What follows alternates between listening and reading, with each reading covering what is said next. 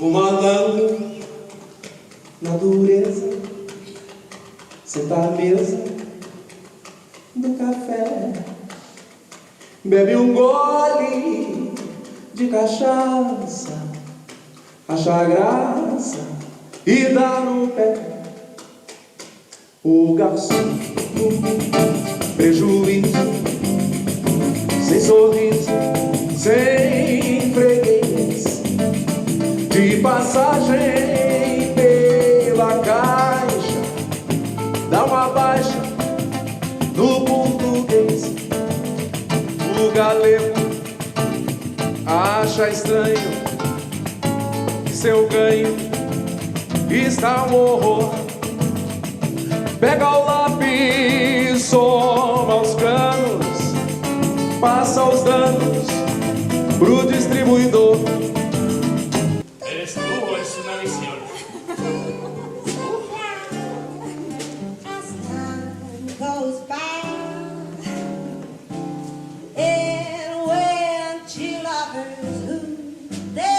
¿Te queda bien, baby? ¿No te está muy ajustado? No me queda como un guante, Max. Lo único que me parece que está un poco húmedo. A mí me gustan todas las cosas húmedas. Soy un lobo de mar, baby. Solo trabajo con cosas húmedas. Y tú estás muy fresquita. Ay, el nombre de la novia, ¿cuál era? Ah, sí, el nombre es Teresina Fernández de Durán. Ay, qué curioso. Ay, no me había dado cuenta, qué casualidad. La chica no será pariente vuestra. ¡Canalla! ¡Me has deshonrado para siempre! Quiero sentarme en primera fila en tu sesión de tortura, No seas aplaudiendo eso, de pie y pidiendo un fin. ¿Que no tienes entrañas? ¿No te apena la situación de tu marido? ¿Qué marido? ¿Piensas que no sé nada de Teresina? ¿Es eso lo que piensas? ¿Qué Teresina? ¡Hijo de perra! Hijas mías, músico maestro. Lo importante es que seáis conscientes que el bienestar de cada una es el interés prioritario en la empresa. Solamente unidos, aglutinados miembros de un solo cuerpo, sano y orgulloso, podremos caminar hacia adelante. Ay, que viene a ser garzón en un sábado bon, quién sabe tal vez ser un garçon francés, à l'âge champignon, à l'âge bon inglés, retigis argentino, evita, esta nación se tan viuda, tu esa dama más tesuda, aqui nesse corpo. Ai, que saudade se eu tenho de uma travessura ao futebol de rua. Sair pular no muro, diabo fechadura, enfrentou mulher nua. Comendo fruta no pé, chupando picolé, fez molete e paçoca. E disputando o troféu, guerra de pipa no céu, concurso de pipoca. Vou voltar, haja o que houver, eu vou voltar. Já te deixei jurando nunca mais olhar pra trás. Palavra de mulher, eu vou voltar. Posso até sair de mar em mar, falar besteira e me enganar. Com qual quero deitar a noite inteira, eu vou te amar.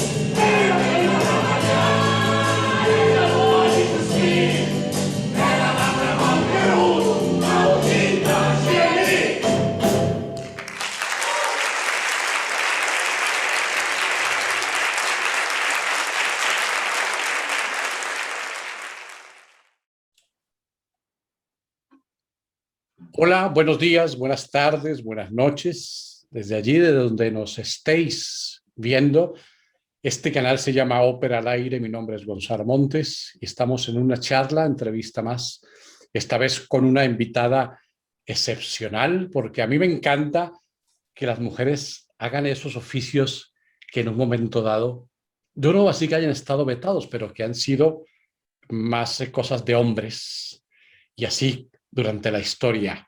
En la ópera, sabemos que en la ópera estaban vetadas que las mujeres cantaran en las iglesias, en un fin de cosas, y hasta que se fue abriendo la veda, y aún sigue, hay que seguir abriendo esa veda. Me refiero a mi invitada, que es Vanessa Martínez. Ella es directora de escena, y como siempre, leo brevemente el currículum, porque son currículums muy extensos y pues se me iría mucho tiempo leyéndolo, pero leo algunos apartes de su currículum y empezamos a hablar con ella. Ella es Vanessa Martínez, ella es directora de escena, nace en Madrid en 1976, es licenciada en Dirección de Escena por la RESAD de Madrid, diplomada en Magisterio de Educación Musical por la Universidad Complutense de Madrid y obtiene el grado medio de canto en el Conservatorio Arias Maceín de Madrid. Ahí también estudié yo. En el 2002 funda junto a Pablo Huetos Teatro de Fondo, dirige y protagoniza El Desdén, con El Desdén ganadora del segundo premio en el concurso de teatro clásico Calderón de la Barca de Madrid. En 2003 dirige Sanedrín 54 para el Festival Escena Contemporánea y Stabat Mater, estrenada en castellano en el Festival Internacional de Badajoz y en francés en el Teatro La Balsamine en Bruselas. Entre 2005 y 2012 dirige varios espectáculos basados en textos clásicos: La Duquesa de Malfi, Festival de Teatro Clásico de Alcalá de Henares, Almagro o El Escorial. El Maestro de Danzar de Lope de Vega, premio especial del jurado y segundo premio en el Certamen Nacional de Directores de Escena de Torrejón de Ardós. Don Juan de Goldoni, Festival de Alcalá, Alcántara o Peñíscola. Mucho ruido y pocas nueces de William Shakespeare, premio a la mejor dirección del Certamen Nacional de la Garnacha. La Tempestad de Macbeth y Sueño de una noche de verano. Más de 100 representaciones, así como varias óperas, entre ellas Dido y Eneas de Purcell, Don Giovanni y Così fan tutte de Mozart, en el Teatro Principal de Castellón, Bastián y Bastiana. Bueno, esto es un sinfín, es un no parar, como esos rollos, esos papiros que nunca terminaban, pues es igual el currículum de Vanessa.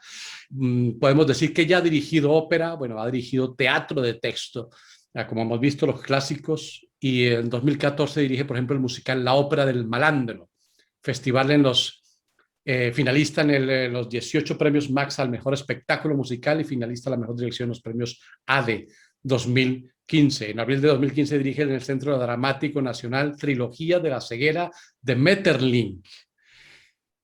Y en junio de ese mismo año estrena Los Atroces, que recibe el primer premio en el Certamen Nacional para Directoras de Escena de Torrejón de Ardós 2016, su segunda nominación a la mejor dirección en los premios ADE. Bueno, de las cosas que ha hecho más, en el 2019 estrena en el Festival de Almagro Marta la Piadosa. Ambos espectáculos mantienen su gira durante 2020 y 2021. Ha hecho Orlando, basado en el libro de Virginia Woolf. Bueno, esto es larguísimo, como digo, es un orgullo, es emocionante hablar con esta mujer con tanto talento, con tanto currículum, que sea directora y dirija a hombres también. Vanessa, bienvenida a lo que quieras decir y empezamos con las preguntas. Nada, bueno, pues muchísimas gracias a ti por invitarme. La verdad que para mí, yo siempre digo lo mismo, que me dejen hablar de lo que más me gusta y que encima nadie me interrumpa ni nada, sino que me dejen hablar, pues casi es un favor que me hacen, ¿no? Porque es algo que me entusiasma, el teatro es mi vida, es mi pasión. No hay mucha gente que tenga la suerte de decir que su vida es su pasión y yo tengo la suerte de decirlo, ¿no? Entonces, yo encantada de que me hagas todas las preguntas que quiera y las contestaré lo mejor que pueda. Pues muchas gracias de verdad por tu disposición. La primera pregunta que yo hago, bueno, dos preguntas siempre le hago a mis invitados o a las personas que conversan conmigo para saciar mi curiosidad y la de la gente, pero básicamente la mía. La primera, ¿cómo te descubres como directora? ¿Cómo es ese llamado que yo llamo el llamado de la musa o del muso, según se mire? ¿Cómo es ese decir, yo quiero ser directora? O sea, aparte de que eres cantante también, ¿no? Pues fíjate, es muy curioso porque en realidad la dirección me viene a través del canto, no es al revés, ¿no? Yo con 17, 18 años empecé a estudiar canto. Me pasó una cosa curiosa y es que intenté entrar a la Escuela Superior de Canto y no me admitieron y entonces yo decidí que que iba a intentar suplir las cosas que me enseñarían en la Escuela Superior de Canto de otra manera. Entonces ingresé en el conservatorio, ingresé en la Escuela Oficial de Idiomas para estudiar idiomas e ingresé en una escuela de interpretación para estudiar interpretación. De esa manera yo tenía todo el abanico de cosas que la Escuela Superior de Canto me habría ofrecido. Entonces, en esa escuela donde yo ingresé, que es la escuela de Juan Pastor, Guindalera, pues yo aprendí a ser actriz. Y ahí es donde yo tuve mi primera conexión con el teatro, ¿no? Y entonces, en un momento determinado, yo, a pesar de que los exámenes los hice por libre en el Arias Mazain, aquí en Madrid, yo estuve un tiempo trabajando con Ana Luisa Chova en Valencia. Y entonces, pues mis compañeros de piso, entre ellos José Manuel Zapata, por ejemplo, pues sabían que yo estudiaba interpretación en Madrid. Y entonces Ana Luisa me dijo, oye, ¿y tú que estudias interpretación, tú no le darías unas clasecitas de interpretación a estos chicos del conservatorio que no tienen ni idea? Y eso además eran todos amigos, ¿no? Eran todos compañeros. Entonces, pues cogimos unas escenitas de algunas cosas y empecé a darles clases de interpretación en escena operística. Lo que yo aprendía de teatro lo intentaba traducir al lenguaje de la ópera con mis compañeros. Y a partir de ahí me di cuenta de que me gustaba cantar, pero me gustaba más decirle a los demás lo que tenía que hacer. Y fue a partir de ahí, ¿no? Y entonces, ese año yo hablé con Ignacio García, que es también un superdirector de escena, y yo, bueno, le conocía desde pequeña porque la primera ópera que yo canté, que fue Dido y Eneas, la Belinda de Dido y Eneas, la dirigía él. Entonces éramos amigos, ¿no? Y yo le dije, Nacho, mira, que he estado pensando que la verdad que me gusta mucho lo de dirigir y tal. Y dijo, pues lo que tienes que hacer es presentarte a la RESAT, a la Escuela Superior de Arte Dramático. Y yo cuando llegué dije, miren ustedes, a mí me gusta la ópera. Y yo sé que aquí no enseñan dirección de ópera, pero ustedes enséñenme dirección, que ya me ocupo yo de trasladar eso al universo de la ópera, que es el que sí que conozco, ¿no? Que es porque era el sitio de donde yo venía. Y en el transcurso del camino, pues me enamoré también del teatro. Claro, de repente hice toda la carrera y descubrí también el teatro, y por eso luego como directora he intentado siempre que he podido compaginar las dos cosas. Incluso yo como directora de teatro, siempre la parte musical ha estado muy presente en todas mis representaciones. Yo no puedo evitar pensar en términos musicales. Yo siempre digo que soy más auditiva que visual, ¿no? Yo cuando pienso en un espectáculo, lo primero que hago es hacerme una lista de reproducción de la música que me surge, ¿no? Del texto, ¿no? No tanto las imágenes. Entonces, por ahí viene un poco la historia. Yo cuando tenía 17 años pensé que iba a ser cantante y acabé siendo directora de escena. Nunca me la habría planteado. Qué maravilla. Ana Luisa Chova. Qué maravilla de historia. A veces como que todo se confabula para que uno tome decisiones, ¿no? Exactamente. Las situaciones, las personas idóneas, quien te dice algo y te queda sonando en la cabeza y tomas una decisión que cambia el rumbo de tu vida. Totalmente. Eso totalmente. Lo vemos. Bueno, los artistas eso es muy, vamos a llamar común, porque como ya sabemos que es una profesión pues diferente y demás. Y bueno, eres una mujer joven, pero tienes un currículum que llama muchísimo la atención, evidentemente. ¿Qué sientes al escuchar lo que has hecho? A ver retrospectiva, ¿cómo lo ves? Pues mira, la verdad que cuando lo estabas leyendo lo que me venían eran recuerdos muy bonitos, ¿no? De repente me acordé del día que estrenamos la trilogía de la CDN en el Centro Dramático Nacional, que para mí dirigir en el CDN fue un regalo. Me han venido las veces que hemos ido a los Max nominados, que hemos estado 2 veces nominados, lo cual es también un orgullo muy grande. Me ha venido pues recientemente cuando hemos estado con el Orlando en el canal, la reacción del público. O sea, me vienen todo el rato recuerdos porque nuestro trabajo es muy humano. Es un trabajo de emociones y es un trabajo de relaciones. Entonces me vienen a la cabeza emociones y me vienen personas.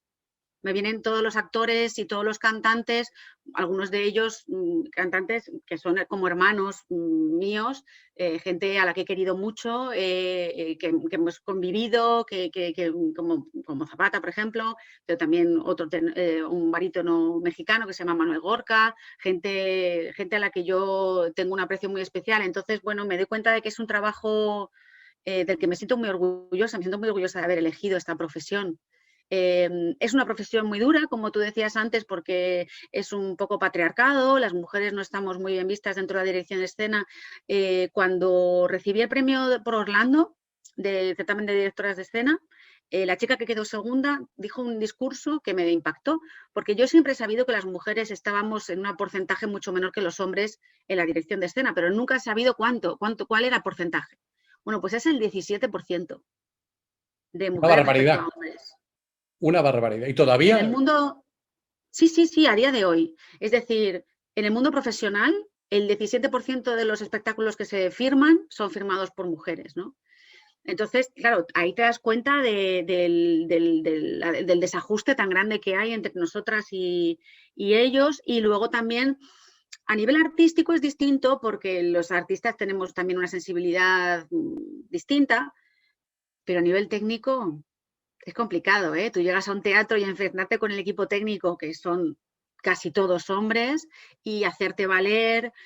A mí eso me ha costado años, porque yo, como tú decías, empecé muy jovencita y yo era la niña. Yo iba a los teatros y le dile a la niña que... Y ya llegó un momento que dije, mira, la niña no, señora para ti. Y entonces, bueno, pues te saca una serie de herramientas que tienes que desarrollar para tener una cierta autoridad. Esa es la realidad. Sí, bueno, hablaremos de esto si nos da tiempo, del tema de este tema del patriarcado. Bueno, a mí no me gustó hasta ese término, pero sabemos que sí, en el arte prima más el factor hombre y en este caso pues es una muestra, lo que acabas de decir, 17% es muy, muy poco. Pero bueno, ya hablaremos más, seguiremos hablando sobre esto. Yo quiero preguntarte ¿qué diferencias hay, por ejemplo, entre dirigir teatro de texto y ópera? Aunque son teatro ambas manifestaciones, pero en una se habla mínimamente, dependiendo de la ópera. ¿Cómo lo abordas? ¿Qué diferencias, para que nos ilustres un poco? Sí, en realidad, a medida que he ido avanzando y a medida que he ido haciendo ópera y teatro, me he dado cuenta de que tienen más en común de lo que parece. Obviamente, la parte musical exige que el director de escena, y yo siempre he abogado por eso, es una pelea que tengo yo personal con esta profesión, que el director de escena sea también músico, porque es otro lenguaje que hay que también entender. O sea, la música es también un lenguaje escénico. No solamente el texto es un lenguaje escénico, sino la música también. Yo siempre digo que el mejor director de escena es aquel que humildemente se acerca al autor y le pregunta qué quieres hacer. ¿Qué quieres contar? ¿Qué historia quieres contar? Vale, yo voy a intentar contar esa historia lo mejor posible. Pero para eso tú tienes que entender el lenguaje en el que se está expresando el autor. Y el lenguaje en el que se está expresando es la música. Lo digo porque hay muchos directores de escena, no hace falta decir nombres, que no tienen ni idea de música. Entonces, a mí me parece que se está perdiendo como mínimo el 50% del contenido, cuando no más, de lo que se está diciendo. Sin embargo, en teatro pues no es necesario. En teatro, con tener un dominio del lenguaje del texto que se está representando, pues no tienes el añadido, la dificultad de trabajar con un segundo lenguaje. Un segundo lenguaje que muchas veces funciona como un subtexto. Es decir, muchas veces los personajes dicen una cosa pero esconden otra, y ese que esconden está en la música, o quieren aparentar estar felices pero no lo están, y eso está en la música. O sea, no hay nada mejor que saber analizar una partitura para entender perfectamente cuáles son las cualidades de un personaje. No hace falta inventarse nada, no hace falta ser muy rompedor, está todo escrito. Y si lo escribió Mozart o Wagner o Verdi o Puccini, ¿quién soy yo para decir que eso no es así? Entonces, yo siempre intento acercarme con humildad a la música, ¿no? Y luego otra cosa que también lo distingue, claro, es que es un actor y que es un cantante de ópera. Un actor es una persona que está entrenada en una serie de habilidades, que sí que tiene cierto tecnicismo, y de hecho la carrera de interpretación dura 4 años porque a ti te enseñan una técnica de interpretación, pero es un tecnicismo que tiene mucho que ver con el estar presente en escena, con la comunicación con el otro, con la imaginación, con la creación. Y, sí. Pero en ese caso, perdóname que te interrumpa. Sí. Los que cantamos, a veces pensamos y se piensa que, claro, con la parte del canto se suple la parte actoral.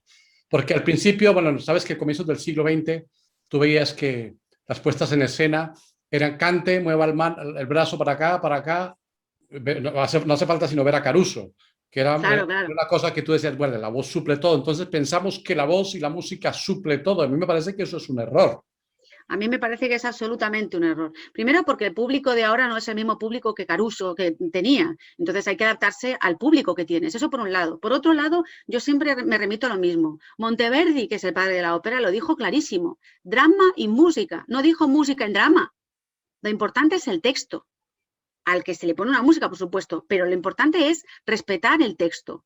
Y que la música vaya en consonancia con el texto. De esa manera, lo que sucede es que al cantante, cada vez menos, cada vez menos, pero se suele educar en una serie de cualidades, ¿no? Una serie de artificios que no incluyen la interpretación, o que lo que dices tú, o que piensan que por su instrumento vocal suplen la falta de interpretación. Y eso es como si estuvieras, si antes estábamos hablando que la ópera tiene dos lenguajes, que es el textual y el musical, es como si solamente estuvieras hablando en uno de los lenguajes, que es el musical, pero no estuvieras hablando en el lenguaje teatral.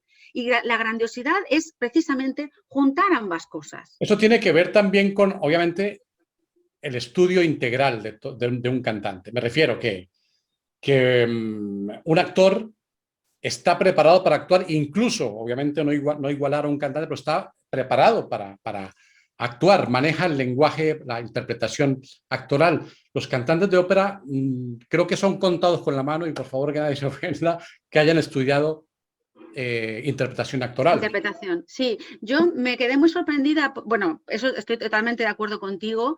Creo que en otros países es distinto. Creo que, por ejemplo, en sitios como la Ópera Estudio de Zúrich, por ejemplo, o la Bastilla, se trabaja de una manera distinta, se trabaja más interpretación. La gente estudia allí malabarismo también, incluso esgrima, cosas para poder manejar su cuerpo dentro de un escenario, que eso también es muy importante, que no solamente es el texto, es que el instrumento físico, el cuerpo, también es una manera de expresión a la que los cantantes no le dan ninguna importancia o no suelen darle ninguna importancia. Yo me quedé muy sorprendida cuando yo dirigí Don Giovanni y yo la única condición que puse era que, primero, que fueran 2 meses de ensayo, 6 horas diarias, cosa que en el mundo de la ópera es algo inconcebible, es muchísimo tiempo, en el mundo del teatro no, son 45 días, digamos, lectivos, que es lo típico que dura un proceso de ensayos, pero que además 2 semanas antes les iba a dar yo un taller gratuito a los cantantes, por mi cuenta y riesgo, de análisis de texto, de expresión física y de esgrima, con otros 2 profesionales, ¿no? Entonces yo les senté y cogí el segundo acto de Tosca. Dije, señores, vamos a ver el segundo acto de Tosca. Tosca, Scarpia. Estos personajes, el tipo de personaje que hace este tipo de cosas se llama protagonista y el otro se llama antagonista. Y lo que tienen es un conflicto y el conflicto genera una serie de estrategias. Estrategia A, estrategia B. Y desmenuzando técnicamente cómo era el texto de Tosca y claro, ellos se quedaban muy sorprendidos porque nadie les había enseñado. Igual que sí que son capaces de analizar un texto musicalmente, nadie les había enseñado a analizar un texto desde el punto de vista dramatúrgico, de cómo se construye una escena, cuál es el clímax de la escena, dónde está el conflicto, qué estrategias se desarrollan. Nadie les enseñó eso. Vanessa, ¿eso dificulta más el trabajo de un director de escena o no? Sí, lo que hace es que en vez de un director muchas veces tengas que ser un pedagogo. Muchas veces a mí me toca más, yo siempre digo lo mismo, en los ensayos de ópera me canso mucho más, porque tengo que enseñar cosas que los cantantes no saben o incluso tengo que hacerlas yo. Muchas veces tiene que ser por imitación, porque si no tendría que darles un curso muy intensivo de interpretación que no tengo tiempo para hacer. Yo en un ensayo de teatro yo me siento en mi silla y digo, señores, vamos a jugar a esto, esto y esto. Hacemos este ejercicio de esta manera y todo el mundo sabe de lo que estoy hablando porque se han entrenado en eso. En cambio, en los cantantes no están entrenados en eso, con lo cual muchas veces me toca hacerlo a mí para que ellos me vean hacerlo. Entonces, sí, es una labor más pedagógica que otra cosa. Ya. Bueno, siguiendo con este panorama, digamos, de cómo concibes las obras, ¿cómo te imaginas? Por ejemplo, como esto es para hablar de ópera, pero también se puede extrapolar al teatro, porque como hemos dicho, es teatro, al fin y al cabo. ¿Cómo ves la parte visual? Es decir, ¿cómo te imaginas esa obra? Que te dicen a ti, bueno, Vanessa, quiero que montes esta obra. ¿Cómo es ese proceso? ¿Cómo lo visualizas? ¿Cómo te lo imaginas al inicio? Mira, yo normalmente no soy muy, como te decía, no soy muy visual, soy más bien auditiva. Entonces, a mí las imágenes tardan en llegarme. Yo lo que tengo son conceptos. O sea, lo que intento es decir, a ver, ¿qué historia me están contando? ¿y yo qué puedo hacer para optimizar esta historia? ¿Qué puedo hacer para contarla mejor? Entonces, por ejemplo, Don Giovanni. Cuando hicimos Don Giovanni, yo pensé, bueno, yo quiero contar la historia de un hombre que es capaz de desarrollar un amor en las mujeres irreal, es decir, irreal, igual no es la palabra, extraordinario, extranatural, que raya los límites de la ciencia ficción, porque no es normal que una mujer vea a Don Giovanni y automáticamente se quede totalmente prendado de él, y le siga con las maletas, y como doña Elvira o doña Ana, que deja todo, y, en fin, o Cherlina, ¿no? Entonces, yo lo que pienso es, vale, si yo quiero contar un amor extranatural, de repente esa idea me llevó a un vampiro, a la idea de que Don Giovanni fuera un vampiro, que lo que genera es eso, es un amor totalmente fuera del ámbito de lo real, dentro del ámbito de la ficción. Y pensé, ¿dónde encuentro yo un referente que me remita a lo vampiresco, ¿no? Y encontré que los cuadros de Gustav Klimt y de las mujeres serpiente, las mujeres ninfas, todo ese mundo, ese universo medio modernista, tardorromántico de Klimt, me llevaba al universo del romanticismo vampírico, ¿no? de lo vampírico. Entonces, yo lo que le propuse a la persona que me hizo la escenografía fue, vamos a hacer algo, vamos a basarnos en los cuadros de Klimt para elaborar estos... Luego también sí me gusta ubicar los espacios de una manera distinta también, que las escenografías sean muy móviles. Eso es como parte de mi seña de identidad, ¿no? Me gustan las escenografías que se mueven y me gusta que sean los propios cantantes o los actores los que van configurando los espacios según va avanzando el espectáculo, ¿no? Eso es algo que me suele salir con naturaleza, ¿no? Pero hay otros espectáculos en los que no me surge situar o encontrar un referente visual distinto al que propuso el autor. Por ejemplo, en Bodas de Fígaro.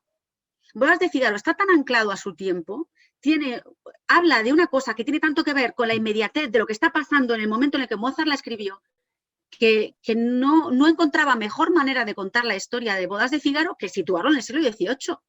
O sea, no encontré otra... ¿No ves unas bodas de Fígaro en el siglo XXI? O es decir... Yo no lo veo, porque hay que contar con la buena voluntad del espectador. Hay que decir al espectador, mira, tú haces como que te crees que estamos hablando del derecho de pernada, pero que en realidad no existe. El derecho de pernada ya no existe hoy por hoy, ¿no? Entonces, ¿cómo lo sitúas? Claro. Entonces tienes que contar con el beneplácito, con la complicidad del espectador, y que el espectador diga, bueno, vale, aceptamos barco como animal acuático, venga, vale. Entonces hay tal desfase que me parece como meter el pie en un zapato que no te entra. Oye, y hablando un poco, un paréntesis, está el Don Giovanni, bueno, dicen que es el tipo machista de la ópera por antonomasia. Y ese mismo rol en mujer no lo hay, yo no lo he visto en alguna ópera, ¿no? ¿O sí? Bueno, espérate, estaba el otro día justo hablando, bueno, Carmen es un poco Don Giovanni. ¿Tú crees? Carmen tiene ese punto de aprovecharse de la vida, de disfrutar de la vida de una manera bruta, sin tener en cuenta los sentimientos de los demás. Carmen no engaña con esa premeditación como lo hace Don Giovanni, ¿no? Bueno, no engaña, pero a don José le lía en una que le hace ir hasta Sierra Morena y luego le deja tirado como una colilla. O sea, ella vive el momento, y eso sí que es algo que tiene en común con Don Giovanni, vivir el momento sin importar las consecuencias. Y otra cosa que tiene en común con Don Giovanni es el final. Al final ninguno de los dos se arrepiente. Dicen, yo soy quien soy, que le guste, que bien, y si no, déjame, si no tal... Pero tú sabes que Don Giovanni ha corrido tinta de estudios sobre la figura de Don Giovanni, ¿no? Pero haciéndole comparación con Carmen, las personas que he entrevistado que han hecho Carmen, como por ejemplo, se me olvida ahora, bueno, Sandra Fernández, hablábamos de este tema de la libertad, este tema del símbolo del feminismo sin serlo, y que más bien ella cumple, yo le decía que ella cumple con su destino cuando tira las cartas y le predestinan la muerte. Ella es muy leal a su cultura gitana. Yo creo que ella, no sé si es una cuestión más de costumbres que de esa transgresión que tú dices, devorar hombres o hacer lo que quiera. No sé si pueda compararse con Don Giovanni. No sé Yo creo que en el caso fíjate, en el caso del destino también hay un destino. Don Giovanni, cuando va a ver a la estatua y la invita a cenar, ya está coqueteando con el destino. Él también tiene un grito en uno de los concertantes del primer acto, ¡Viva la libertad! O sea, está clarísimo que los dos lo que más priman es su individualidad. Son dos personajes muy individualistas y con una necesidad de devorar el presente. Lo que pasa es que mientras que Bizet quiere que nosotros empaticemos con Carmen, Mozart, y en su origen Tirso de Molina, lo que quiere es que le condenemos. Entonces, la perspectiva desde la cual se abordan los dos personajes es distinta. En Don Giovanni tú sabes que hay una condena desde el principio. Cuando al final se muere Don Giovanni, casi como que no te da pena, porque es algo que tú veías y que de hecho se hace para eso. O sea, Tirso de Molina ideó El burlador de Sevilla para condenar ese tipo de acciones. Sin embargo, Bizet no hace eso. Bizet no lo hace con el ánimo de condenarlas, sino de hacer un alegato de la libertad. Entonces yo creo que tiene que ver más con el punto de vista del autor que con el análisis concreto del personaje en sí. Y, por supuesto, con todas las diferencias, porque tú me has preguntado qué personaje se podría parecer a Don Giovanni, ¿no? Entonces, el único que yo creo que se podría parecer un poco, con todas las diferencias, sería Carmen. Qué bien, esto es un tema maravilloso y hablarlo contigo nos quedaríamos horas aquí, de verdad te lo digo. Bueno, seguimos con las preguntas. Yo me hago aquí un pequeño guión para no irme por las ramas y enredarme. ¿Qué es lo que no le puede faltar, aunque ya hemos hablado algo, pero bueno, qué es lo que no le puede faltar a un actor cantante bajo tu dirección? Pues capacidad de juego, que le guste jugar. Yo siempre cuando empiezo a montar una escena digo, vamos a jugar a que... Siempre es mi manera de abordar, ¿no? Entonces, para eso tiene que tener capacidad creativa, porque a mí me gusta que los actores o los cantantes se sientan parte creativa de lo que están haciendo. No hay mejor manera de conseguir que un actor o un cantante defienda tu puesta en escena que el hecho de que se sientan creadores de esa puesta en escena. Ahí la van a defender a muerte y no una cosa impuesta desde fuera, ¿no? Entonces, capacidad creativa, ductilidad.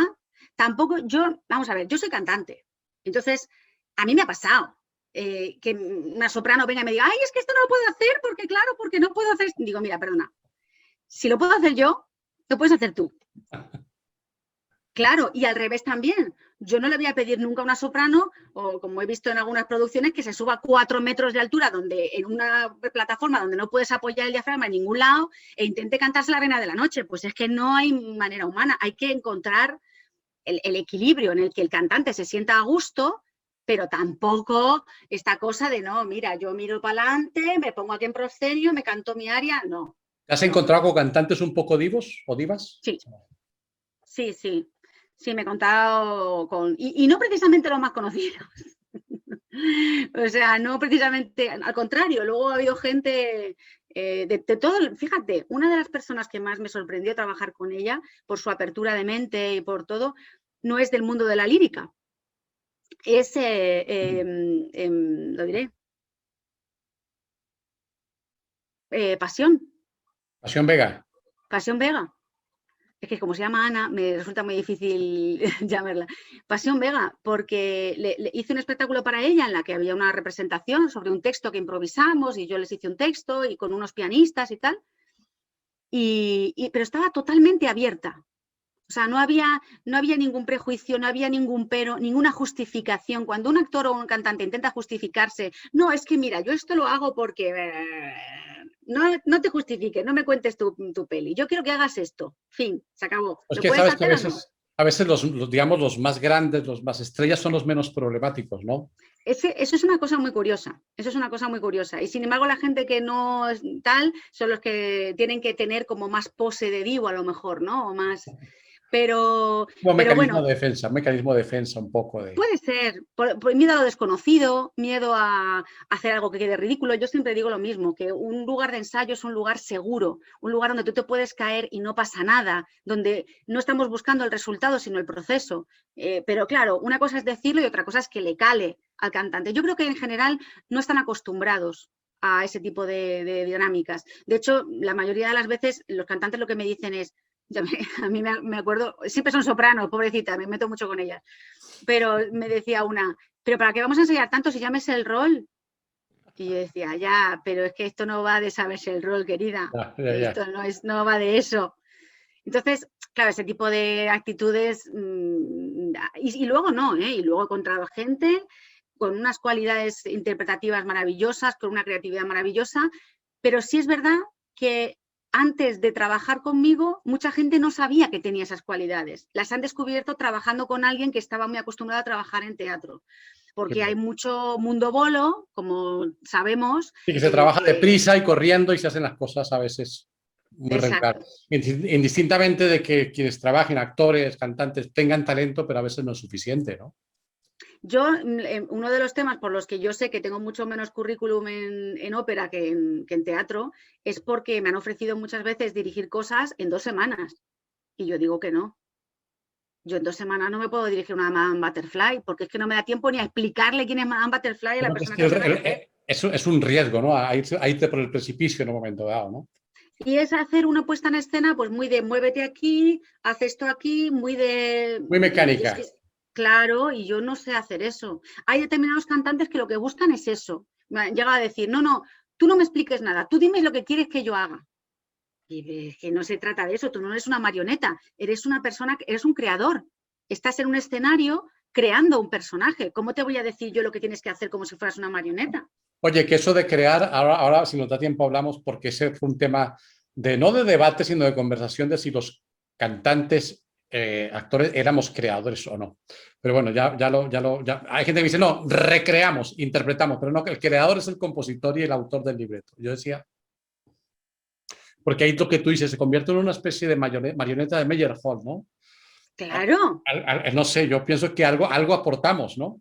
Hombre, no, personalmente eso, es que en cualquier faceta de la interpretación, eso es como si me dices que da igual quien interprete Hamlet, que van a ser todos los Hamlets iguales porque Shakespeare lo escribió solamente de una manera. Hombre, por favor, hay un Hamlet dentro de cada uno de nosotros. Pues ese fue el tema de debate. Me decía, no, tú no eres creador, eres intérprete. Bueno, no, en absoluto, yo no estoy de acuerdo con eso en absoluto. Yo creo que ya simplemente...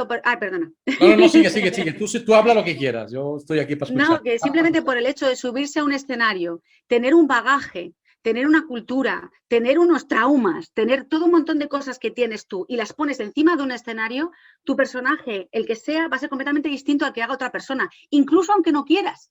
Incluso aunque quieras imitar a otra persona. Michael Caine decía, si te gusta algo que hace otro actor, imítalo, porque nunca va a ser igual. Y claro que no va a ser igual, porque yo no soy tú. Entonces, ¿cómo no vamos a ser? Somos creadores a nuestro pesar. Habla, bueno, de interpretación de la técnica. ¿Tú eres más que stanislavskiana o de qué te gusta a ti? Pues yo soy un poco ecléctica. A mí sí me gusta el tipo de análisis orgánico que propone el primer Stanislavski. Digo el primero porque el último Stanislavski decía otra cosa. Pero yo soy más de Chekhov, de Michael Chekhov. A mí me gusta el trabajo desde la improvisación, desde la creación. De hecho, los últimos trabajos que he hecho en teatro van mucho por el tema de la creación colectiva. Es decir, partimos de un presupuesto, de una idea y creamos el texto entre todos. Por ejemplo, Orlando, partimos del texto de Virginia Woolf y luego fuimos haciendo improvisaciones, creaciones y yo eso lo fui transformando en un texto. Y cada vez más siento que voy hacia ahí. ¿Crees que la emoción se puede desbordar en un momento dado? Claro, porque uno lo que dice Stanislavski, lo que tú haces el primer Stanislavski, bueno, usted haga uso de sus emociones, traiga la emoción del personaje, júntelas, exprese, bla, bla, bla. ¿Tú crees que eso puede ser peligroso en algún momento dado o no? Sí, de hecho yo creo que eso que tú me dices de Stanislavski, en realidad no lo dijo Stanislavski, en realidad esa es la versión que Lee Strasberg, que fue alumno de Stanislavski, llevó al Actors Studio en Estados Unidos. Es la versión como americana del método de Stanislavski. Pero en realidad Stanislavski no habla de utilizar tus traumas infantiles y hacerte... No, en absoluto. De hecho, la técnica consiste precisamente en el manejo de las emociones, con lo cual no te pueden desbordar, igual que no te pueden desbordar cantando.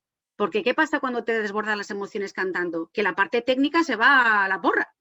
Entonces tiene que haber un equilibrio siempre entre la parte técnica y la parte emocional. Tú tienes que estar siempre en control de la situación. No puede la situación controlarte a ti. Sí, es un tema, otro tema apasionante de cómo abordas un personaje y hacerlo, es decir, ser el personaje sin ser tú. No sé si eso me parece muy difícil. Yo creo que siempre somos nosotros. Lo que pasa es que nosotros somos amplísimos. Y cuanto más culto y cuanto más vivido es un actor, más posibilidades, más gama de personajes tiene, porque al final nos alimentamos de nuestros recursos. No tiene por qué ser que no tenemos que ser etarras para interpretar a una etarra, pero sí tenemos que tener ciertas vivencias o ciertos referentes, aunque sean referentes literarios, y eso manejarlo. Ya, mira, hablando de esto, con un profesor, un gran cantante que fue maestro mío, que fue Vicente Sardinero. Sí, le conocí yo, fíjate, trabajé con él. Bueno, era una persona muy particular en su carácter, una persona a veces un poco melancólica porque recordaba a su hija, que su hija pues falleció muy joven y eso lo marcó muchísimo. Entonces, a raíz de eso, él me dice, es que Rigoletto no se puede interpretar de la misma manera si no eres padre. Es decir, yo he sido padre, me pasó esto y yo el Rigoletto que hice después de tener a mi hija y tener esta desgracia, hice el mejor Rigoletto de mi vida. ¿Estás de acuerdo con eso? Que las experiencias sí forjan... No estoy de acuerdo. No estoy de acuerdo porque yo creo que uno puede, que el teatro es una representación de la realidad, no la realidad. Uno no tiene que saber cómo se siente uno para quitándose los ojos para hacer Edipo. De hecho, una anécdota muy curiosa de Laurence Olivier, que se cuenta en un libro que se llama Interpretar sin dolor. El libro se llama Interpretar sin dolor, que es un poco dándole caña a ese método Stanislavski americano, ¿no? Pues cuenta que había un chico joven que estaba entre cajas con un amigo de Laurence Olivier y estaban viéndolo entre cajas. Y Laurence Olivier estaba haciendo Edipo. Entonces llega la escena en la que se arranca los ojos y bueno, aquello tiene una tensión dramática tremendo, el tipo desfigurado, el público conmocionado, el tipo sale de escena, se encuentra con su amigo, hombre Perico, ¿qué tal? ¿Cómo estás? No había nada, era todo mentira, era todo un juego, era una simulación. A mí una frase que me gusta mucho, que creo que define muy bien el manejo de las emociones, que es que hay que jugar con la misma seriedad que un niño.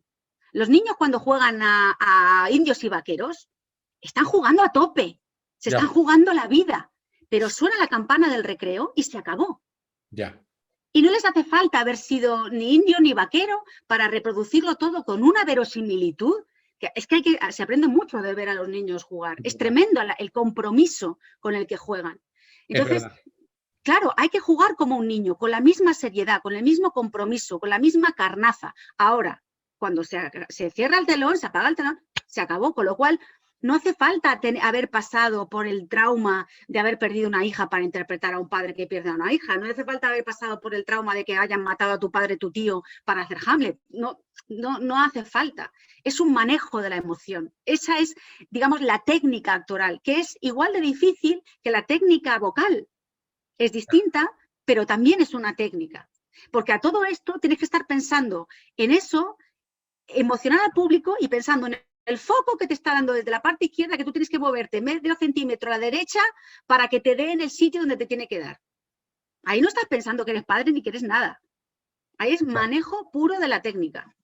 Bueno, hablemos de un elemento fundamental en el teatro, que es el público. Sabes que sin el público, pues, no somos nada. Es un elemento importante en este engranaje artístico. Y hay veces que al público no le gustan las cosas y protesta. ¿A ti te han protestado alguna vez? A mí se me han quedado fríos. Protestar de eso no me ha pasado nunca. Nunca. Pero sí este tipo de aplauso por compasión, de que casi no sabes qué es peor, ¿eh? Porque no me he enterado de nada, pero bueno, yo aplaudo un poquito, que los actores salen a saludar una vez y ya está. Sí me ha pasado. Salvo el principio de mi carrera, cuando estaba haciendo cosas un poco más raras, yo sé que yo no soy una revolucionaria del teatro ni de la ópera. Mi revolución, en todo caso, es intentar volver a los orígenes. Yo siempre digo lo mismo, ¿no? Mi revolución es que el cantante sea actor, que la historia esté bien contada, que alguien vea un espectáculo y esté con las manos agarradas al asiento de la tensión que le está generando, no busco grandes puestas en escena rompedoras, ni provocar, no soy provocadora, porque entre otras cosas, yo entiendo que el evento escénico, sea teatro, sea ópera, sea lo que sea, es comunicación. Si yo me quiero comunicar contigo, voy a intentar que sea en términos en los que tú me puedas entender y en los que a ti te apetezca comunicarte conmigo. Entonces, intento no ser rara, intento no ser críptica, intento comunicarme. Pero ¿no has Entonces, pensado en coger una obra en algún momento y decir, bueno, esto la voy a poner patas arriba y voy a hacer algo distinto? ¿Has pensado en eso? pues no. La verdad es que yo no creo que el trabajo del director sea poner la obra patas arriba ni hacer algo distinto, sino lo que te decía antes, poner la obra, analizarla en profundidad y pensar cómo, por ejemplo, en el teatro clásico, ¿no? Que es muy evidente, ¿cómo puedo hacer que la persona que hoy está viendo este Macbeth sienta lo mismo que la persona que lo vio en su momento, cuando se estrenó? ¿Cuál es la diferencia? Que nosotros tenemos un bagaje de televisión, de cine, de un montón de cosas que el espectador de entonces no tenía. Que nosotros tenemos unos referentes totalmente distintos a los que el espectador de entonces no tenía. Entonces, de repente, a mí se me ocurre, hostia, y si meto, perdón por la palabra, y si meto a Macbeth en una cárcel, porque si lo que quiero hablar es de un hombre que empieza siendo bueno y que el propio sistema es el que le lleva al final a cometer un asesinato, qué mejor lugar que una cárcel en la que estás completamente en peligro para entrar en la cárcel siendo un hombre bueno que no ha cometido ninguna infracción, que acaba en la cárcel por una cuestión, por un error, y que el propio sistema le acaba convirtiendo en un asesino. Pero yo lo que quiero es lo mismo que leo cuando leo el texto de Shakespeare. Mi intención no es darle la vuelta a Macbeth, aunque luego la puesta en escena sea muy distinta. Sí, yo te pregunto esto porque, bueno, hay directores, por ejemplo, bueno, lo diré, porque eso no es un secreto para nadie. Calixto Vieito, por ejemplo, es un balo y máscara en Barcelona que dio que hablar, que ponía a la gente a consumir droga, a los actores, dentro de la escena, con váteres, desnudos y demás. Eso exactamente, yo a veces digo, bueno, es necesario coger a Verdi y ponerlo en ese contexto para que cree atractivo, indistintamente de que es un tipo muy talentoso, no vamos a negarlo, pero necesariamente, ¿qué se pretende? ¿Cuál es tu opinión? Cuando yo te pregunto eso, si quieres poner patas arriba por decir algo, El Barbero de Sevilla, por ponerte un ejemplo. ¿Qué se pretende con eso exactamente? ¿Cuál es tu opinión? ¿O qué crees tú? Pues te voy a ser completamente sincera. Creo que ahí no se quiere comunicar. Creo que la provocación es una agresión, no un acto de comunicación. Lo que se quiere es dar una bofetada al espectador. Y esa no es mi manera de relacionarme con el espectador. A mí no me gusta ese tipo de puesta en escena. Es cierto que, por otro lado, hay otra cosa que también se busca, que es el sello. Cuando tú ves un espectáculo de Calixto Vieito, tiene sello Calixto Vieito. Hay determinadas cosas que están asociadas a él, como a muchos directores, ¿no? Tiene que ver con el ego, entonces. Yo no lo he dicho. No, porque es que, claro, yo entiendo que, a ver, Vanessa, estamos en el siglo XXI y ahora que hay, pues, supuestamente, llamamos esa libertad de expresión y en el arte también la debe haber, pero yo a veces pregunto qué necesidad hay de sacar, no sé, a un personaje desnudo cuando el autor no lo ha pedido así, por ejemplo. Pues mira, existiría una opción si tú, por ejemplo, imagínate, si cuando sale Gilda de la habitación del duque de Mantua, está desnuda y con las ropas desgarradas, y lo que tú ves es el estado tan miserable en el que ha quedado esa mujer y cómo el padre se tiene que enfrentar a la visión de su hija en ese estado, tiene sentido. Porque lo que tú estás haciendo es potenciar algo que Verdi está diciendo, que es la desesperación del padre cuando ella se reúne con él. No por mostrar el cuerpo desnudo, sino por enseñar, hostia, qué duro tiene que ser para un padre ver a su hija en esa circunstancia. Ahí tiene sentido, pero porque está diciendo algo que ya dice el texto, porque estamos acentuando, ayudando a comprender lo que ya dice el texto. Lo que a mí no me gusta es ir a la contra. Lo que no me gusta es que el texto diga blanco y que tú hagas negro. Pero, insisto, yo creo que también es una cuestión de ego y por eso lo primero que te he dicho es que el director de escena tiene que ser una persona humilde. Humilde, tiene que contemplar el hecho escénico con la humildad de saber que ni eres Mozart, ni eres Verdi, ni eres Puccini, estás al servicio de ellos, no por encima de ellos. Pero tú sabes que la transgresión hoy por hoy, la provocación está a la orden del día y eso causa morbo en la gente y demás, y como que eso causa muchos likes a veces, ¿no? Pues igual causa muchos likes, pero a mí la verdad es que no me likes nada de nada. O sea, no es mi estilo en absoluto. Mira, hace ya bastantes años, no sé cuántos habrá, pues igual 8 o 9, lo voy a decir porque lo voy a decir. Vino este hombre, lo diré, este autor alemán, este director alemán de película. Herzog. Haneke. Haneke. A hacer un Così fan tutte al Real. Y yo estaba ensayando otra cosa y entonces pues me colaba en los ensayos y tal. Yo cuando vi aquello, yo decía, no me lo puedo creer. Yo le tengo un respeto a Haneke como director de cine enorme, ¿eh? Me parece que tiene mucho sello. Me parece que una película de Haneke no es capaz de confundirla con ningún otro autor porque tiene muchísimo sello. Pero aquello no era Mozart. O sea, la música de Così fan tutte destila creatividad, juego, alegría, comedia del arte si quieres, porque Despina es un personaje de comedia del arte, Don Alfonso es un personaje de comedia del arte, se disfrazan de personajes de comedia del arte. Aquello era un dramón, era como una tragedia de la alta burguesía. Yo decía, ¿pero alguien ha escuchado la música de esta ópera? Entonces, eso es lo que me refiero con ir a la contra. ¿Por qué no le preguntas a Mozart qué quiere? Y encuentras la mejor manera de contar la historia que Mozart te está proponiendo. Y si no, escribe otra.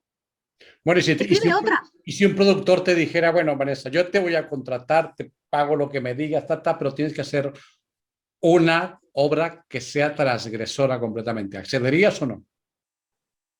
O depende. Es que nunca me he visto en la situación, pero mi instinto me dice que no. A no ser que me dijeras, a ver, dime cuál es la obra, porque si es El Castillo de Barba Azul, igual podemos hablar.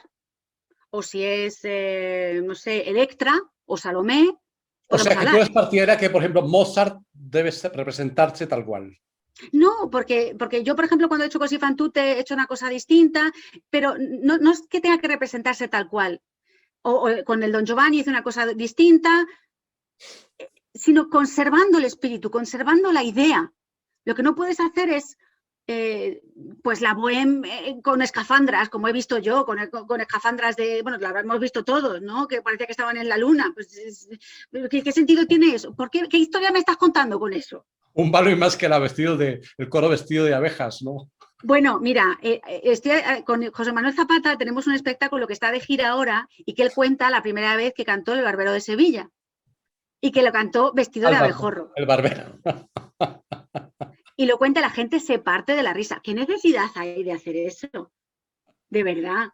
¿Cuentas mejor la historia del Barbero de Sevilla vistiéndolos a todos de insectos y de abejorros? No la cuentas mejor. Lo único que haces es, pues eso, desmarcarte, que tu ego creativo esté por encima del compositor. Y yo personalmente no soy de esa opinión.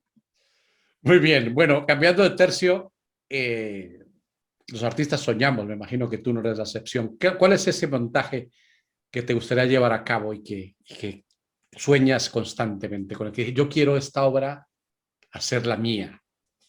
La tengo clarísima. Tosca. Me parece... ¿Ya la tienes imaginada ya y todo? Totalmente. La tengo totalmente en mi cabeza. De hecho, tengo una idea, pero claro, es un poco difícil de hacer una Tosca itinerante por un castillo, dentro de un castillo, que los personajes se vayan moviendo desde el principio, en la parte de abajo, como que si hubiera ¿cómo se dice? Una pequeña capilla, hasta la parte de las almenas, ¿no? Y que el público vaya recorriendo el espacio con los cantantes, ¿no? Porque también es una ópera que es muy de cámara, en el fondo, porque a pesar de que tiene un coro, los personajes principales son 3. Y hay algunos partiquinos que aparecen de vez en cuando, pero es una ópera de pocos personajes. Eso me gusta mucho de Tosca. Pero sobre todo la historia de una mujer que es capaz de hacer algo ante una determinada... Es como la historia de hasta qué punto somos capaces de llegar cuando la situación se tensa de esa manera. O sea, lo que se vive en el acto segundo de Tosca, la tensión que se vive y cómo ella llega a matar a Scarpia, es el ejemplo de que una persona normal, ¿vale?, entre comillas, o dentro del mundo de lo normal, es capaz de hacer algo totalmente extraordinario cuando las circunstancias son extraordinarias. Como que todos somos potencialmente capaces de matar a Scarpia. Y eso es lo que a mí me mata de Tosca. Esa es la obra para ti, es la obra. Para mí sí. Tosca. Yo, la que más me gustaría ahora mismo dirigir, sí. Hay otras que me encantan. El Caballero de la Rosa, por ejemplo, de Strauss, me fascina. La elegancia, el personaje de la mariscala, me fascina. Hay muchas obras que me encantaría dirigir. Pero ahora mismo la que me viene a la cabeza es Tosca. ¿Y en las obras de teatro también creas el espacio sonoro, por ejemplo? Sí, muchas veces. Muchas veces utilizo yo mi propio espacio sonoro o trabajo con músicos que son amigos. Con Andreas Privich, por ejemplo, trabajamos en Orlando, hicimos un trabajo muy bonito porque Orlando es una historia que se desarrolla en 400 años. Es la historia de un noble, un joven noble inglés que vive 400 años y en mitad del proceso se transforma en mujer. Bueno, Es estamos viendo maravilloso. fotos ahora, estamos viendo fotos de ese montaje por ahí. Muy bien. Y entonces teníamos que hacer un viaje por el tiempo a través de la música. Entonces empezamos con composiciones del siglo XVI-XVII, él empezó a hacer sus propias composiciones, pero basándose en composiciones de las distintas épocas, incluso una composición en un momento en el que se va a Estambul de origen árabe, con cosas de música árabe, hasta el jazz. Entonces hicimos una banda sonora, por decirlo de alguna manera, ¿no?, para el espectáculo que abarcaba 400 años y fue un trabajo absolutamente precioso. Y para Marta la Piadosa también, pues estuve trabajando también con Andreas y fue un trabajo muy bonito. Igual que yo lo que hice fue un texto del siglo XVII de Tirso de Molina, llevarlo a la España de 1900-1910, pues lo que él hizo fue coger temas de la música del siglo de oro español y versionarlo tipo ragtime, foxtrot, todos los ritmos de principio del siglo XX, ¿no? Entonces fue un poco lo mismo lo que hicimos. ¿Y siempre te imaginas las obras de teatro, de texto? ¿Tú con la música también la creas directamente, así no seas tú la que haga el espacio sonoro? ¿O llegas a convenio con la persona que se encarga de la música? Oye, yo sugerir y llegar a acuerdos. ¿O? Yo lo que suelo funcionar mucho es por referencias. A mí esto me suena, mira, un rollo Shostakovich, o a mí esto me suena Piazzolla, o a mí esto me suena... Entonces suelo funcionar mucho por referencias musicales. Y luego también al tener el idioma del músico, pues es muy fácil hacerlo. No, lo que sí que suelo hacer, por ejemplo, en la última obra que hemos estrenado, que se llama Confesión, que es sobre la iglesia en España durante los años 80, no había música, pero sí había sonidos, y unos sonidos incluso que tenían cierta lógica rítmica dentro de la casa, ¿no? Todo sucede dentro de una casa. Las puertas que se abren, que se cierran, el reloj, la televisión. Entonces generaban como una especie de partitura con sonidos, y eso lo hice yo. Eso lo hice yo en mi casa porque para mí el sonido también es musical, no puedo evitar pensar en términos musicales, ¿no? Incluso cuando dirijo teatro me di cuenta de que empleo mucha terminología operística. Hablo de compases, hablo de, mira, esperamos 2 compases y dices esto, ¡pum! Es algo curioso, ¿no? Al final, por eso te decía al principio que al final encuentro muchas más similitudes entre dirigir ópera y dirigir teatro que las que aparentemente puedan aparecer, ¿no? Sobre todo el teatro clásico, porque el teatro clásico, la medida del verso es una medida musical y es una restricción musical, la misma que tú tienes al tener que decir una frase en 8 compases, la misma. Ya. Bueno, la palabra, lo que tú dices, el verso y la poesía tienen música ya en sí misma, ¿no? Exactamente, exactamente. Hablando de la emoción, porque al fin y al cabo, sin emoción creo que no somos nada, ¿no? ¿Te has emocionado hablando, bueno, también de las dos vertientes, tanto en la ópera como en el teatro, porque claro, a ver cómo explico esto. Al tú conocer la obra, a lo mejor al haberla visto tantas veces, haberla recreado, haber creado las partes, digamos, la cuestión visual, escénica, ¿te has emocionado con algún actor o algún cantante que digas, no puedo más? Que sí, muchas veces. Muchas veces yo estaba en un patio de butacas, en un ensayo general o incluso en la función 25 y me he emocionado y me he puesto a llorar, pero muchas veces. Y además cuando suceden esas cosas dices, vale, ahora me acuerdo por qué me dedico a esta profesión. ¿Y qué pasa en los Porque hay veces que se ensayos? te olvida. ¿Qué pasa en los Sí. ensayos cuando te pasa eso? ¿Qué pasa? Yo creo que es que también los actores lo agradecen. Claro. Cuando ven que llegan de esa manera, que impresionan, que marcan de esa manera, ¿no? Sí, a mí me ha pasado un montón de veces y ya te digo que ese tipo de cosas te dan fuerza para seguir adelante, porque hay veces que esta profesión es muy difícil desde todos los puntos de vista y más si tienes una compañía de teatro propia, ya no te quiero ni contar, y a veces te dan ganas de tirar la toalla y esos momentos son los que te reconcilian con tu profesión, vamos. O sea que son momentos, vamos a llamar, impagables, ¿no? Totalmente, totalmente. Son los vale, que le dan sentido a todo. A todo vale la pena haber llegado hasta aquí, ¿no? Totalmente, totalmente. ¿Y en teatro qué obra a ti te apasiona? ¿O qué autor? Pues yo es que creo que del autor que más he aprendido y que más me ha emocionado es con Shakespeare. Yo he dirigido, no sé si 4 o 5 Shakespeare ya. Y tengo la suerte de poder hacer yo la traducción y la versión. Y de traducir y versionar a Shakespeare, yo creo que ha sido la mejor escuela de teatro que yo he tenido, porque aprendes todo. Aprendes de puesta en escena, aprendes de interpretación, aprendes de tempo, del tempo que tienen que durar las cosas, ¿no? Del tempo de comedia, del tempo de tragedia. Es un maestro en todo. Y no hay muchas obras de Shakespeare, pero hay muchas que a mí me gustaría hacer, hay muchas que me encantaría hacer. También intervienes dramatúrgicamente los textos y demás.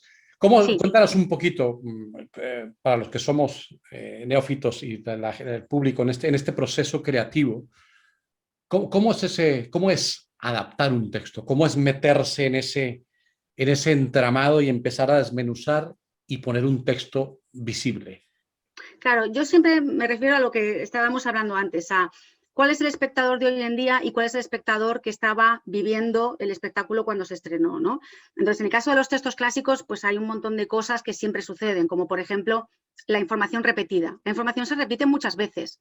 ¿Por qué? Porque en la época la gente estaba hablando durante la representación, iban, venían, se comían una naranja, le echaban piropo a la que estaba arriba, entonces se perdía la información. Entonces cada vez que empezaba un acto decían, bueno, vamos a resumir lo que ha pasado en el acto primero y segundo. Entonces hay una repetición constante de la información que en nuestro teatro a la italiana, en el que se apagan las luces, en el que hay una escenografía, no hace falta que me cuentes dónde estás, porque ya lo veo yo. Entonces hay una serie de información que no hace falta. Entonces lo primero es quitar todo eso.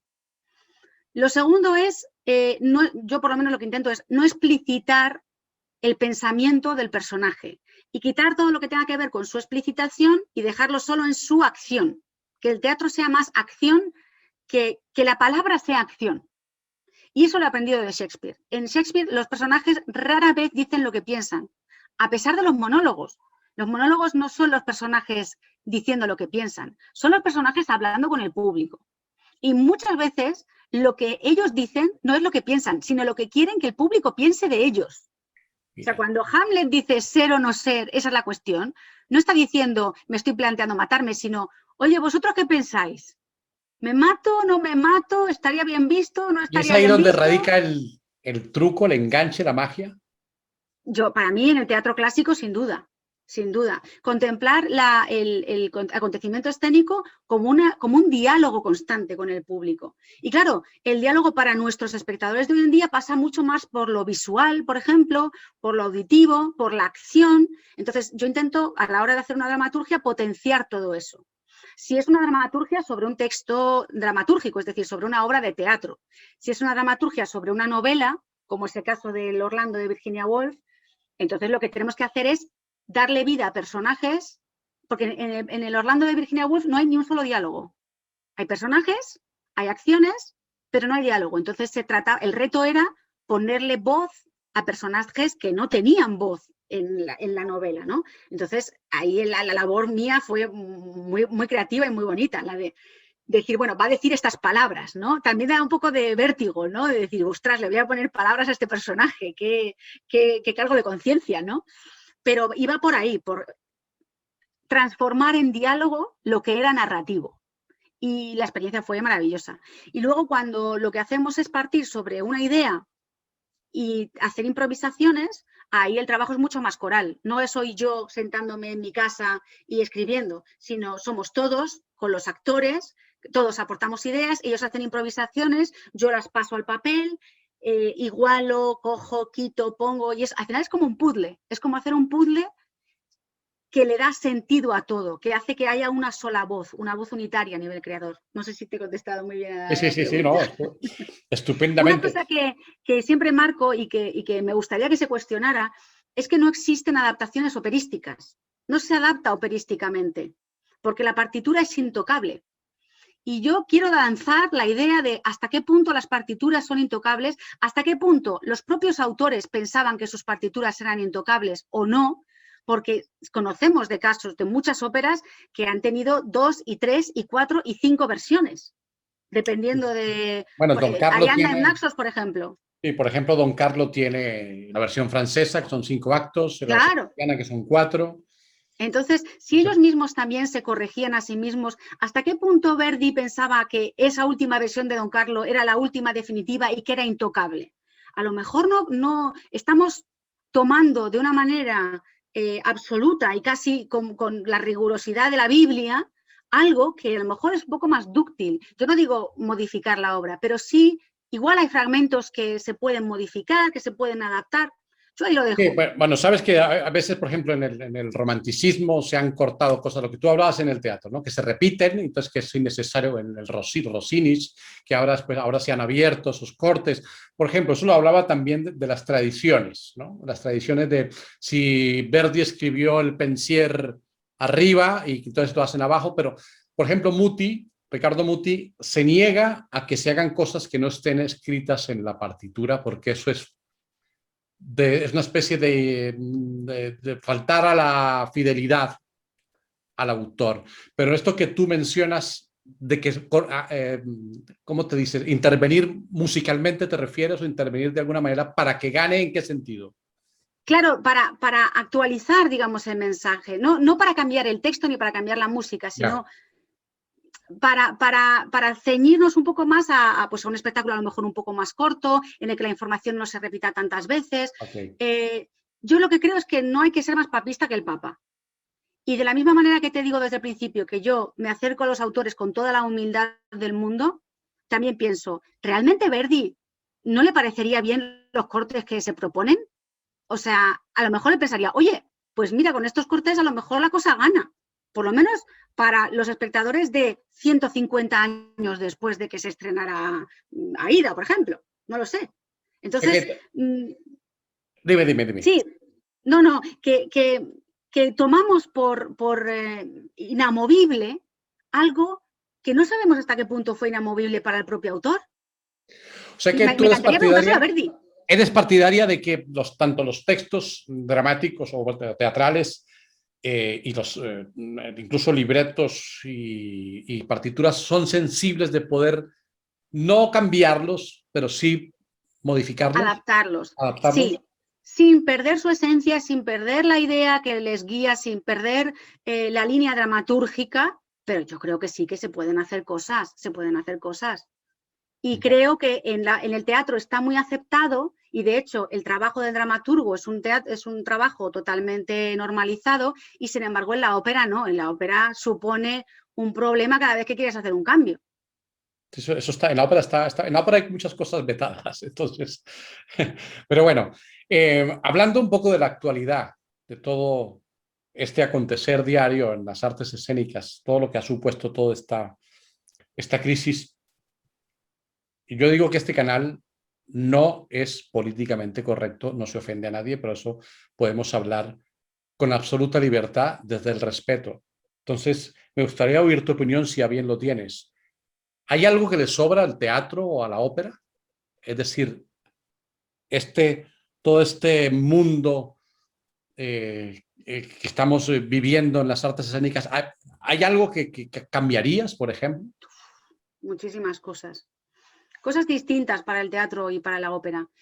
Primero, la ópera, sobre todo en España, hablo del caso particular de España, creo que tiene que salir de los espacios sagrados y tiene que entrar en otro tipo de espacios.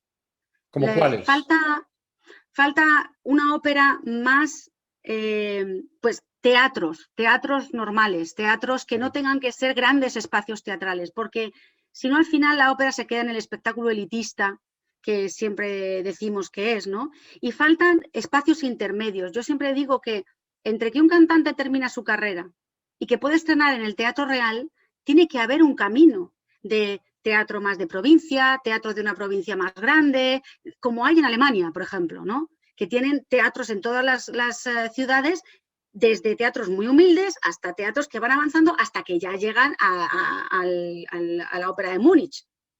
Pero aquí en España no hay o el mundo bolo directamente o cantar en el Real, pero no hay espacios intermedios. Y eso lo que genera es que los profesionales, y esto se ve mucho en la dirección de escena, no podamos ser competitivos con los extranjeros.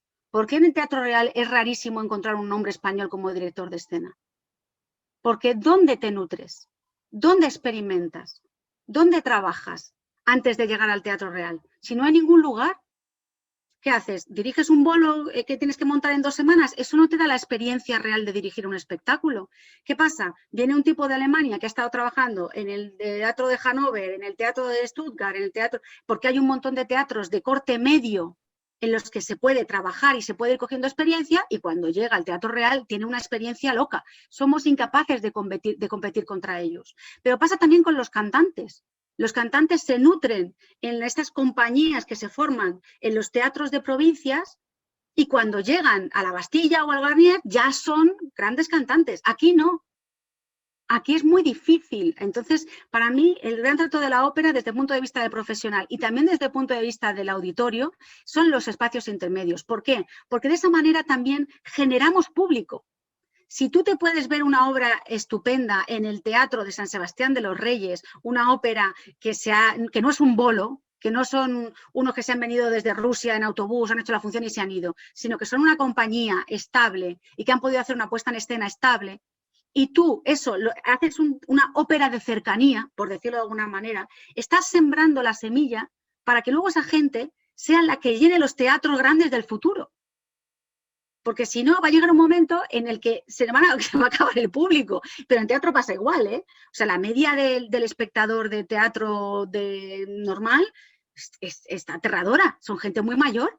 Esto tiene que ver con la gestión y con los recursos. Evidentemente, podríamos decir, juntarnos, decir, Vanessa, vamos a montar tal cosa, pero si no tenemos el parné, evidentemente, pues no podemos meternos en un garaje a hacerlo.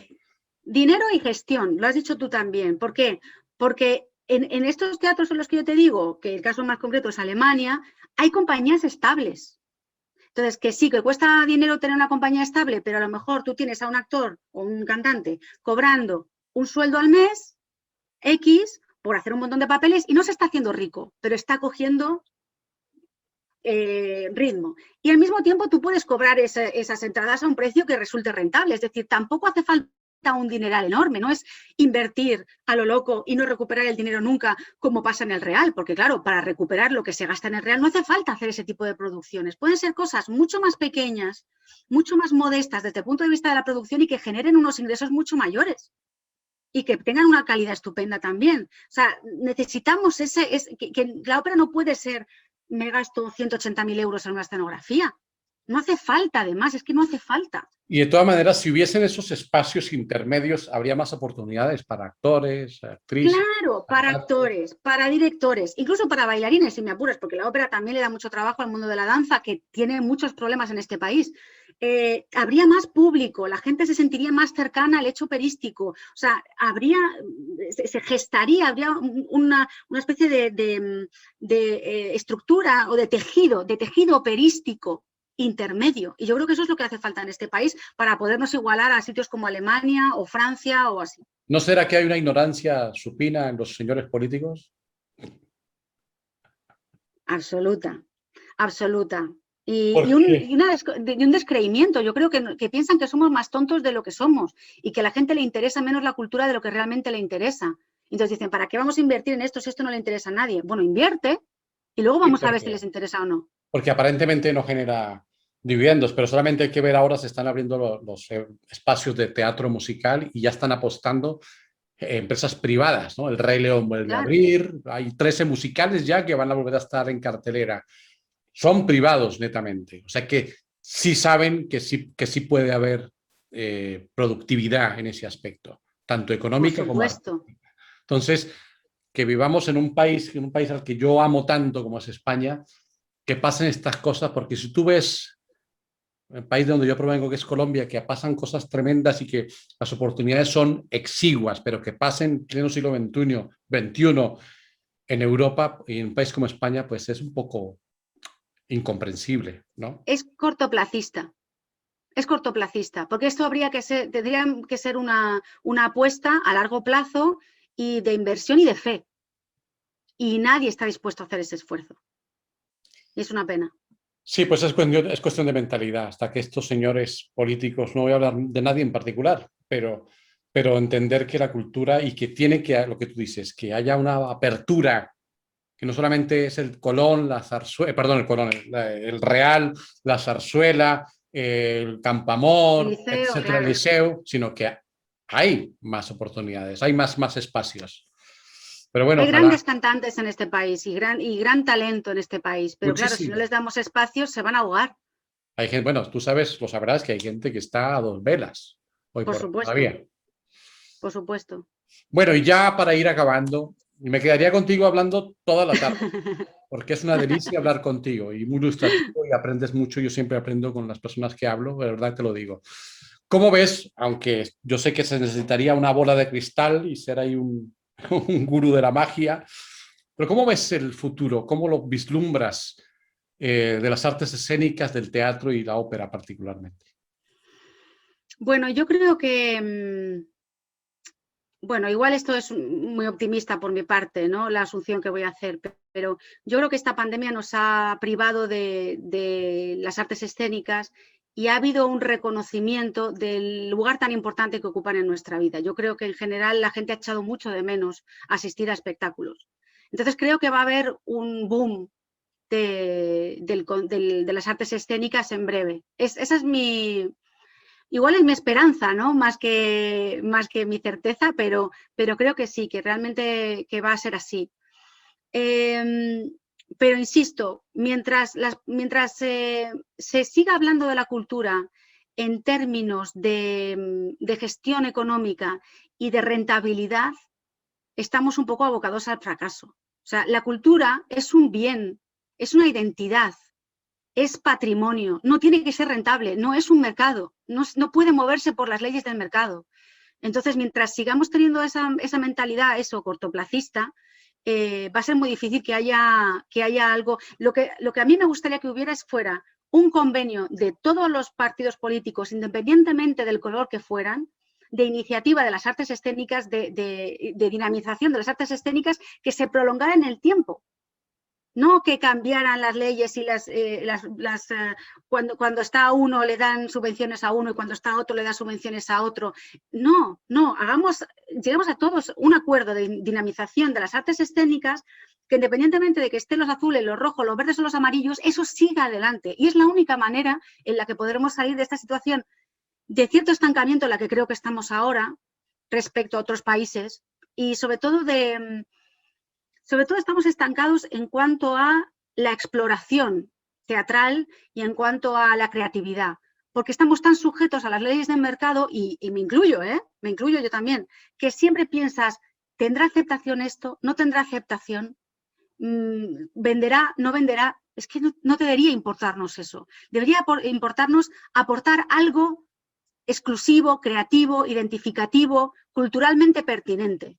Y no los términos del teatro comercial, que para eso está el teatro comercial y está muy bien. Está muy bien que exista el teatro comercial, pero no tiene que ser eso extensible a todas las artes escénicas, mucho menos a la ópera, que es un espectáculo de por sí muy difícil que sea comercialmente rentable. Y yo creo que debería haber esa especie como de consenso a largo plazo. Esa sería para mí la idea. Pero yo creo que el año que viene por lo menos sí que va a haber un incremento importante de la asistencia a espectáculos de artes escénicas. Yo también tengo, como tú, pienso como tú, es que soy optimista en que esto pues va a haber eclosiona una cosa ahí de ¡fa! Otra vez la cultura, cuando esto ya empiece a bajar más todavía y que esto que haya una recomposición de todo esto en la cultura que tanto necesitamos. Tú lo has dicho perfectamente, nos vimos necesitadísimos y la gente de a pie se vio que consumía más libros, consumía más películas, consumía más teatro digital, o sea que sí se vio que la cultura es parte de la vida esencial de los seres humanos. Entonces eso es un punto muy, muy importante. Dos últimas cosas. La primera era, ahora se me fue porque esta no las tenía aquí, no las tenía aquí apuntadas. ¿Cómo está la parte? No, sí, ahora ya me acordé. ¿Qué hay que hacer para que haya más mujeres directoras de escena? ¿Qué hay que hacer? ¿O cómo ves tú ese campo? ¿En qué radica la problemática? Bueno, la problemática radica, esto es lo mismo, yo siempre pongo el mismo ejemplo. Esto es como lo que pasa en las cocinas. Cocinamos las mujeres, pero los chefs son hombres. Entonces, claro, entonces pasa exactamente igual, es decir, no sé si tiene tanto que ver con el hecho de ser directora de escena específicamente, sino con el hecho de ser jefa, de tener responsabilidad. Entonces, lo que tiene que cambiar es la visión sobre el papel que desempeña una mujer en un puesto de cierta responsabilidad, pero en el teatro y en todo. Pero bueno, aunque las cosas se han relajado, ya los hombres hemos entendido, bueno, yo siempre lo entendí desde pequeño, que mi padre murió siendo yo un chaval de 7 años y la que sacó adelante a mi familia fue mi madre sin ayuda de ningún hombre extra. Entonces, fíjate. O sea que yo de machismos y esas cosas no entiendo, ni de patriarcados, como bien dices. Y lo digo con muchísimo orgullo con respecto a mi madre. Una mujer con una valentía y de aquí la saludo, la abrazo, la amo, le doy muchísimos besos, que está en Colombia. Pero aunque se ha relajado ese aspecto, digamos, de que las mujeres están teniendo más cabida y más, aún todavía hay resistencia. Hay resistencia a que los hombres seamos, vamos a llamar, ordenados, en este caso de una directora de escena, que nos diga, usted póngase aquí, usted haga esto, a esto se acaba cuando yo diga. ¿Hay todavía? Hay una diferencia entre los dos mundos que tiene que gestionar un director, que son el mundo, por un lado, el artístico y por otro lado, el técnico incluyendo todo lo que es la tecnología teatral, pero también la gestión, la producción, la distribución, todo eso. En lo artístico no hay tanta resistencia o cada vez hay menos. Aunque siempre sientes que tienes que justificarte de más, que el hombre te va a pedir que no solamente que tú tengas una opinión, sino que justifiques por qué tienes esa opinión, cuando a lo mejor a un hombre no le piden esa justificación. Pero sí es mucho más complejo en la parte técnica. En la parte técnica impera mucho más la figura masculina, porque son trabajos físicos, porque son trabajos, pues todo lo que son iluminación, maquinaria, escenografía, todo eso suelen ser hombres, casi todos. Que requieren muy pocas mujeres. Una fuerza de un hombre, claro. Física, claro. Entonces, ahí es más difícil. Y ahí depende de dónde vayas. Hombre, desde que yo empecé hasta ahora, evidentemente he visto un cambio, pero no tanto cambio como a mí me gustaría que hubiera. Y no tengo muy claro cómo solucionarlo, si te digo la verdad. No lo sé. A veces te toca transigir, aceptar, porque cuando tú vas a un teatro a hacer una función, de alguna manera tú entras en la casa de alguien, ¿no? Esos técnicos que están en este teatro es su casa y tú entras ahí como un intruso a montar tu escenografía y hacer tu espectáculo. Entonces, pues te toca tirar de mano izquierda y aguantar cosas que te digan. Pero te has encontrado con esa oposición, con esa resistencia, evidentemente que tú digas, uy, ¿cómo aquí? ¿Te lo has encontrado o no? Mira, son detallitos, pero por ejemplo, yo suelo viajar con un técnico, con el productor de la compañía, que es mi socio, Pablo Huetos, y conmigo, ¿no? Solemos viajar los tres para hacer las funciones. Entonces, yo noto que hay muchos hombres que cuando tienen que tomar una decisión miran a Pablo. Ellos saben perfectamente que la directora soy yo, pero no me miran para preguntármelo. Miran a Pablo y luego contesto yo. Y miran a Pablo y luego contesto yo. Y Pablo te dice, no, la que decide es Vanessa. Me hace un gesto normalmente con mucha educación y dice, ¿qué te parece, Vanessa? Pero sí, eso lo hemos visto muchísimas veces. Y lo de niña me ha pasado, ¿eh? Lo de que me digan niña en un teatro. ¡Dile a la niña que...! Sí. Tremendo. Entonces, ya no soy una niña, pero claro, cuando empecé, que tenía 20 y tantos, 30 años, sí, varias Y veces. la niña, Entonces, bueno, depende en contexto que se diga, también suena un poco despectivo, obviamente, ¿no? hay una especie de infantilización, de cosa de superioridad, ¿no? En el término. Pero bueno, al final acabas aceptándolo, porque no te queda otra, y teniendo mano izquierda, intentando cambiar las cosas desde dentro, ¿no? Ya hay sitios en los que ya vamos, ya me conocen y ya no tienen esa actitud, porque digamos que ya me he ganado el rango, por decirlo de alguna manera, ¿no? Pero bueno, sí, Bueno, pero el es complicado. respeto, porque sé que eres una mujer de carácter y como tiene que ser, sobre todo en un oficio o una profesión como esta, y a veces que trabajas a veces más con hombres que con mujeres, pues me imagino que se va forjando esa personalidad, bueno, personalidad, no sé, temperamento, para que precisamente no se te suban a la chepa, porque imagínate, si no tienes autoridad y siendo mujer, Bueno, yo complicado. trabajo con adolescentes, entonces ahí es donde realmente yo he aprendido a desarrollar mi autoridad, trabajando con chavales de 13, 14 años. Después de Claro. trabajar con chavales de 13, 14 años, se puede poner delante mío el técnico que quiera, que no me asusta. Con chavales de 13, 14 años es donde realmente se aprende a tener autoridad. No, bueno, sí, al final llega un momento que efectivamente te haces callo, como decimos nosotros, ¿no? Te haces callo. Bueno, y bueno, ya por último, ¿qué planes tienes? ¿Cómo ves tú, cómo está tu agenda? ¿Qué vas a hacer? Que nos cuentes un poco. Pues de momento estamos de gira con los dos espectáculos que tenemos, que son Marta la Piadosa y Orlando. Tenemos gira por lo menos hasta enero del año que viene. Hemos estado ahora en Aranjuez con Marta la Piadosa, tenemos este junio, tenemos el Festival de Cáceres de Teatro Clásico y tenemos un festival aquí en Madrid que se llama Clásicos a la Fresca, que es también muy gracioso. Y luego pues en octubre, noviembre y diciembre tenemos bastante Orlando. Lo que no sabemos qué hacer es si hacer otra producción nueva, porque lo que ha pasado es que durante el tiempo de la pandemia muchos espectáculos que se tenían que estrenar no se han podido estrenar. Entonces, se han desplazado en el tiempo y se han juntado con los espectáculos que se tenían que estrenar ahora.